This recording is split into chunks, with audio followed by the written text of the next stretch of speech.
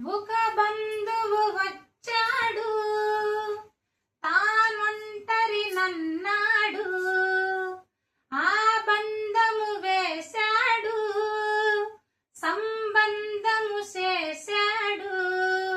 ఆ పిల్ల అతనికి అనుకోకుండా ఇల్లాలయ్యింది, అనుకోకుండా ఇల్లాలయ్యింది. ఇన్నాళ్ళు ప్రేమించిన పిల్లోడేమో పిచ్చోడయ్యాడు, ప్రేమించిన పిల్లోడేమో పిచ్చోడయ్యాడు.